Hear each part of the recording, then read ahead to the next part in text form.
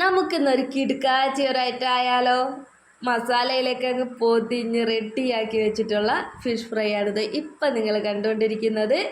Hotel style fish fry.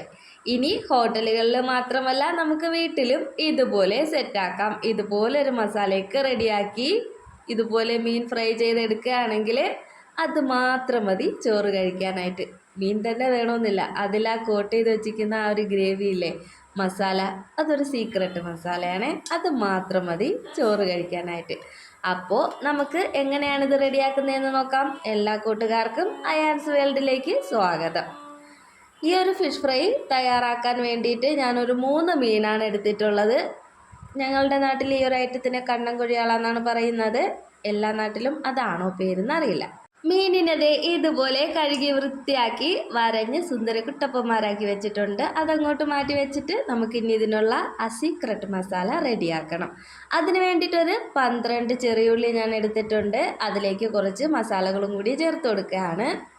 1/2 teaspoon കുരുമുളക്, ഒരു 1/4 teaspoon മഞ്ഞൾപ്പൊടി, 1 ടീസ്പൂൺ കാശ്മീരി ചില്ലിയാണ് ചേർക്കുന്നത്. സാധാ മുളക് പൊടിയാലും കുഴപ്പമില്ല, അതാണെങ്കിൽ കുറച്ചുകൂടി കൂടുതൽ എടുക്കണം. ഇനി ഒരു 1/4 ടീസ്പൂൺ ഇഞ്ചി വെളുത്തുള്ളി പേസ്റ്റ്, ആവശ്യത്തിന് കറിവേപ്പില, ആവശ്യത്തിന് ഉപ്പ്. ഇനി ഉപ്പും കൂടി ചേർത്ത ശേഷം ഇതിലേക്ക് ഒരു ഐറ്റം കൂടി ചേർക്കുന്നുണ്ട്, പെരിഞ്ജീരകം. പെരിഞ്ജീരകം സാധാരണയായിട്ട് ആരും മീനിൽ ചേർത്ത് കാണാറില്ല, പക്ഷേ അതും കൂടി ഒന്ന് ചേർത്ത് ഈ ഫ്രൈ ഒന്ന് റെഡിയാക്കി നോക്കണം. എന്ത് കിടക്കാച്ചി ടേസ്റ്റാണെന്നറിയോ. ഇനി ഇതിലേക്ക് ആവശ്യത്തിന് വെളിച്ചെണ്ണ കൂടി ചേർത്ത് കൊടുക്കണം. 1 ടീസ്പൂൺ വെളിച്ചെണ്ണയാണ് ഞാൻ ചേർത്ത് കൊടുത്തിട്ടുള്ളത്. ഇനി നന്നായിട്ടൊന്ന് അരച്ചെടുക്കാം. വെളിച്ചെണ്ണയും കൂടി ചേർത്ത് അരച്ചെടുക്കുമ്പോൾ ആ ഒരു മസാലയൊക്കെ മീനിൽ നന്നായിട്ട് പിടിച്ച് കിട്ടും. അതിന് വേണ്ടിയിട്ടാണ് വെളിച്ചെണ്ണ ചേർക്കുന്നത്. എല്ലാം കൂടി ഇതുപോലെ ഞാൻ അരച്ചെടുത്തിട്ടുണ്ട്. അങ്ങ് പേസ്റ്റ് പരുവമായി പോകണമെന്നൊന്നും ഇല്ലാതെ ഇതുപോലെ ഒന്ന് ചെയ്തെടുത്താൽ മതി. ഇനി റെഡിയാക്കി വെച്ചിരിക്കുന്ന ആ ഒരു അരപ്പില്ലേ, അതെല്ലാം കൂടി നന്നായിട്ടൊന്ന് മിക്സ് ചെയ്തെടുക്കണം. ഒന്നീ വേറൊരു പാത്രത്തിലേക്ക് മാറ്റിയിട്ട് മിക്സ് ചെയ്യാം. ഞാൻ ആ ജാറിൽ വെച്ചിട്ട് തന്നെ ഒരു സ്പൂൺ വെച്ചിട്ട് നന്നായിട്ട് മിക്സ് ചെയ്തെടുക്കുന്നുണ്ട്. അതിലേക്ക് ചേർത്തിട്ടുള്ള ഉപ്പും പൊടികളൊക്കെ ഒന്ന് നന്നായിട്ട് മിക്സായി വന്നതിന് ശേഷം നമുക്കത് മീനിലേക്ക് പുരട്ടി കൊടുക്കാം. ആദ്യത്തെ പ്രൊസീജിയർ എന്ന് പറയുന്നത് മീനൊന്ന് ഫ്രൈ ചെയ്തെടുക്കുകയാണ്. അത് കഴിഞ്ഞിട്ട് വീണ്ടും ഉണ്ട് പ്രൊസീജിയർ, അതാണ് സീക്രട്ട്. ഇപ്പോൾ നമുക്ക് ആ മീനിലേക്ക് ഈ മസാലകളൊക്കെ ഒന്ന് നന്നായിട്ട് പുരട്ടിയെടുക്കാം. മസാല ഫുള്ളായിട്ട് ഇതിലേക്ക് ചേർക്കരുത്. അതിൻ്റെ പകുതി മസാല മാത്രം മീനിൽ പുരട്ടാനായിട്ട് എടുത്ത ശേഷം ബാക്കി പകുതി അങ്ങോട്ട് മാറ്റി വെച്ചേക്കണേ. അത് ആവശ്യമുണ്ട്, അത് ലാസ്റ്റ് പറയാം. അപ്പോൾ ഇതാദ്യം മീനിൽ നന്നായിട്ടൊന്ന് ഫില്ല് ചെയ്തെടുക്കാം. ആ വരഞ്ഞ ഭാഗത്തും അതുപോലെ തന്നെ അതിൻ്റെ ഉള്ളിലൊക്കെ നന്നായിട്ടൊന്ന് പിടിച്ച് വരാൻ വേണ്ടിയിട്ട് നന്നായിട്ട് ഒന്ന് മിക്സ് ചെയ്തെടുക്കാം. നമ്മൾ റെഡിയാക്കിയ ഈ ഒരു മസാല ഉണ്ടല്ലോ, അതാണ് ഇതിൻ്റെ അടിപൊളി ടേസ്റ്റ് കിട്ടുന്ന ഒരു സീക്രട്ട് ഐറ്റം എന്ന് പറയുന്നത്. നമ്മൾ ഈ ഒരു ഹോട്ടലിൽ നിന്നൊക്കെ കഴിക്കുന്ന അതേ ടേസ്റ്റ് തന്നെയാണ്. ചില ഹോട്ടലുകളിൽ വാഴയിലയിൽ പൊതിഞ്ഞിട്ട് ഫ്രൈ കിട്ടുമല്ലോ, ആ ഒരു ഫ്രൈൻ്റെ അതേ ടേസ്റ്റിൽ തന്നെയാണ് ഇത് കിട്ടുന്നത്. ചിലയിടത്തൊക്കെ സവാളയൊക്കെ വഴറ്റിയാണ് ഇത് ചെയ്യുന്നത്, പക്ഷേ അതിൻ്റെ ഒന്നും ആവശ്യമില്ല. ഇത് തന്നെ ഒരു അടിപൊളി ടേസ്റ്റാണ്. എന്തായാലും ഒരു പ്രാവശ്യമെങ്കിലും എല്ലാവരും ഒന്ന് ട്രൈ ചെയ്ത് നോക്കണേ. ഇനി നമുക്ക് ആദ്യം മീനൊന്ന് ഫ്രൈ ചെയ്തെടുക്കാം. അതിന് വേണ്ടിയിട്ട് ഞാനൊരു പാൻ എടുത്തിട്ടുണ്ട്. അതിലേക്ക് ആവശ്യത്തിന് വെളിച്ചെണ്ണ ചേർത്ത് കൊടുക്കാം. എന്നിട്ട് ഡീപ്പ് ഫ്രൈ ആവണമെന്നില്ല, എന്നാലും ചെറുതായിട്ടൊന്ന് ഡീപ്പായിട്ട് വരണം. ഷാലോ ഫ്രൈയും അല്ല ഡീപ്പ് ഫ്രൈയും അല്ല, അതുപോലെ ഒന്ന് കിട്ടണം.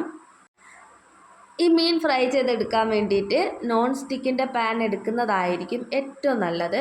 കാരണം അല്ലാതെ ഇരുമ്പ് ചട്ടിയോ വേറെ ഏതെങ്കിലും പാത്രം എടുക്കുകയാണെങ്കിൽ അതിൻ്റെ അടിക്ക് പിടിക്കാനും ചാൻസ് ഉണ്ട്. ഈ ഒരു മസാല ആയതുകൊണ്ട് തന്നെ അടിക്ക് പിടിക്കാനും ചാൻസ് ഉണ്ട്, പെട്ടെന്ന് കരിഞ്ഞു പോവുകയും ചെയ്യും. അതുകൊണ്ട് നോൺ സ്റ്റിക്കിൻ്റെ പാത്രമായിരിക്കും ഏറ്റവും ബെറ്റർ. അപ്പോൾ അത് തന്നെ എടുക്കാൻ നോക്കണേ. അങ്ങനെ ഏകദേശം മീൻകുട്ടന്മാരൊക്കെ ഒരു സൈഡ് ഒന്ന് ആയി വന്നിട്ടുണ്ട്. ഒരു സൈഡ് ആയി വന്നാൽ നമുക്ക് അടുത്ത സൈഡും കൂടെ അതേപോലെ ഒന്ന് ഫ്രൈ ചെയ്തെടുക്കാം. വീഡിയോ ഇഷ്ടമായാൽ ലൈക്ക് ചെയ്യാൻ മറക്കല്ലേ. അതുപോലെ തന്നെ എൻ്റെ ചാനൽ ആദ്യമായിട്ട് കാണുന്ന കൂട്ടുകാരുണ്ടെങ്കിൽ എൻ്റെ ചാനലൊന്ന് സബ്സ്ക്രൈബ് ചെയ്യാൻ മറക്കരുത്. തൊട്ടടുത്തുള്ള ബെല്ലൈക്കണും കൂടി ഒന്ന് പ്രസ് ചെയ്തേക്കണം. എന്നാൽ മാത്രമേ ഞാനിടുന്ന വീഡിയോസിൻ്റെ എല്ലാ നോട്ടിഫിക്കേഷൻ കറക്റ്റായിട്ട് നിങ്ങളിലെത്തുകയുള്ളൂ. ഇതിനു മുന്നേയും ഒരുപാട് കുക്കിംഗ് വീഡിയോസൊക്കെ ഞാൻ ചെയ്തിട്ടുണ്ട്. Easy lunch box recipes, chicken curry, അതുപോലെ തന്നെ ഹോട്ടൽ സ്റ്റൈൽ ബീഫ് കറി, അങ്ങനെ ഒത്തിരി റെസിപ്പികൾ ഞാൻ ചെയ്തിട്ടുണ്ട്. അപ്പോൾ അതൊക്കെ ഒന്ന് എടുത്ത് കണ്ട് സപ്പോർട്ട് ചെയ്യാനും മറക്കല്ലേ. അങ്ങനെ മീൻ ഒരു സൈഡ് ഒന്നായി കിട്ടിയിട്ടുണ്ട്. ഇതുപോലെ ഒന്നായി കിട്ടിയാൽ മതി. ഇതിപ്പോൾ ഉള്ളിൽ നല്ല സോഫ്റ്റാണ്. ഈ ഒരു മസാല ആയതുകൊണ്ടാണ് പുറമേ നല്ല ക്രിസ്പി ആയിട്ട് തോന്നുന്നത്. പക്ഷേ ഇപ്പോൾ അങ്ങനെ ഒരു ക്രിസ്പിനെസ് ഒന്നും ആയിട്ടില്ല. ഈ ഒരു സമയത്ത് കുറച്ച് കറിവേപ്പില കൂടി ഞാൻ ചേർത്ത് കൊടുക്കുന്നുണ്ട്. അതാകുമ്പോൾ നല്ലൊരു മണവും കിട്ടും, നല്ലൊരു ഫ്ലേവറൊക്കെ ആയിരിക്കും. മീൻ ഒരു സൈഡ് മറിച്ചിട്ട് കൊടുത്തതിന് ശേഷമാണ് ഞാൻ കറിവേപ്പില ചേർത്തത്. ആദ്യമേ ചേർത്ത് കഴിഞ്ഞാൽ കറിവേപ്പില അങ്ങ് കരിഞ്ഞു പോവും. അതുകൊണ്ട് മറിച്ചിട്ടതിന് ശേഷം ലാസ്റ്റൊക്കെ ചേർത്താൽ മതി. അതാകുമ്പോൾ കറിവേപ്പില കരിഞ്ഞു പോവാതെ ഒരു ഫ്രൈ ആയിട്ട് കിട്ടുകയും ചെയ്യും. ഇനി രണ്ട് സൈഡും ഒന്ന് ഫ്രൈ ആയി കിട്ടിയാൽ ഇനി നേരെ അതങ്ങ് പാത്രത്തിലേക്ക് മാറ്റാം. ഇപ്പോൾ ഗ്യാസ് ഓഫ് ചെയ്യണ്ട, അടുത്ത പണി ഇനിയും ഉണ്ട്. ഞാനിതുപോലെ 3 മീനും പാത്രത്തിലേക്ക് അങ്ങ് മാറ്റി വെച്ചിട്ടുണ്ട്. പാത്രത്തിലേക്ക് മാറ്റി വെച്ചതിന് ശേഷം അതേ പാനിൽ തന്നെ നമുക്ക് ബാക്കി പ്രൊസീജിയറും ചെയ്തെടുക്കാം. ആ ഒരു പാനിലേക്ക് തന്നെ ഞാൻ കുറച്ചും കൂടി വെളിച്ചെണ്ണ ചേർത്ത് കൊടുക്കുന്നുണ്ട്. ഒരു 1.5 സ്പൂണാണ് ഞാൻ ചേർത്ത് കൊടുത്തിട്ടുള്ളത്. കൂടുതൽ വേണമെന്നില്ല, അത്ര തന്നെ മതിയാവും. അതുപോലെ തന്നെ ആദ്യം മീൻ ഫ്രൈ ചെയ്യുന്ന സമയത്തും ഒരുപാട് വെളിച്ചെണ്ണ ഞാൻ ചേർത്ത് കൊടുത്തിട്ടില്ല, കുറച്ച് മാത്രമേ ചേർത്ത് കൊടുത്തിട്ടുള്ളൂ. ഇനി ഈ ഒരു വെളിച്ചെണ്ണ ഒന്ന് ചൂടായി വരുമ്പോൾ ഇതിലേക്ക് നമ്മൾ നേരത്തെ എടുത്ത് വെച്ചിട്ടുള്ള ഒരു മസാലയില്ലേ, ആ ഒരു മസാല പകുതിയല്ലേ മീനിൽ ചേർത്തിട്ടുള്ളൂ, ബാക്കി ഇതിലേക്ക് അങ്ങ് ചേർത്ത് കൊടുക്കാം. ഈ വെളിച്ചെണ്ണ ഒരുപാട് ചൂടാവാൻ വേണ്ടിയിട്ട് കാത്തു നിൽക്കരുത്. അങ്ങനെ ഒത്തിരി ചൂടായി പോയാൽ മസാല ചേർക്കുന്ന സമയത്ത് പെട്ടെന്ന് കരിഞ്ഞു പോകും. അതുകൊണ്ട് ഒരുപാട് ചൂടാവുന്നതിന് മുമ്പ് തന്നെ ആ മസാല അങ്ങ് ചേർത്ത് കൊടുക്കണം. മസാല ചേർത്തിട്ട് ചെറുതായിട്ട് ഇതുപോലെ അങ്ങ് ഇളക്കി കൊടുക്കണം. ഈ സമയത്ത് ലോ ഫ്ലെയിമിൽ തന്നെ വെക്കണേ. അതുപോലെ തന്നെ മസാല ഒട്ടും തന്നെ കരിഞ്ഞു പോകാതെ ശ്രദ്ധിക്കണം. കരിഞ്ഞു പോകാതെ പെട്ടെന്ന് ഇതുപോലെ ഒന്ന് ഇളക്കിയെടുത്താൽ മതി. എന്നിട്ട് നേരത്തെ നമ്മളിപ്പോൾ അങ്ങോട്ട് മാറ്റി വെച്ചിരുന്ന മീനുണ്ടല്ലോ, ആ മീൻ വീണ്ടും ഇതിലേക്ക് അങ്ങ് വെച്ച് കൊടുക്കാം. ഈ ഒരു മസാലയ്ക്ക് മുകളിലായിട്ട് മീനും കൂടി വെച്ച് കൊടുത്ത ശേഷം ഇനി നന്നായിട്ട് ഈ മസാലയൊക്കെ അതിലേക്കൊന്ന് പൊതിഞ്ഞെടുക്കണം.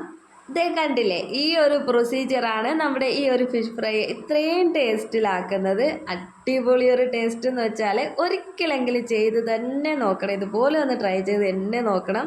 എന്നാൽ മാത്രമേ ആ ഒരു ടേസ്റ്റ് അറിയാൻ പറ്റുള്ളൂ. അല്ലാതെ എത്ര പറഞ്ഞാലും ആ ഒരു ടേസ്റ്റ് ചിലപ്പോൾ മനസ്സിലാവണം എന്നില്ല. അതുകൊണ്ട് ഒരിക്കലെങ്കിലും നിങ്ങൾ ഇതുപോലെ ഒന്ന് ചെയ്ത് നോക്കണേ. ഈ മസാലയും കോട്ട് ചെയ്തെടുത്ത ശേഷം പിന്നെ ഒരുപാട് നേരിട്ട് ഫ്രൈ ചെയ്യരുത്.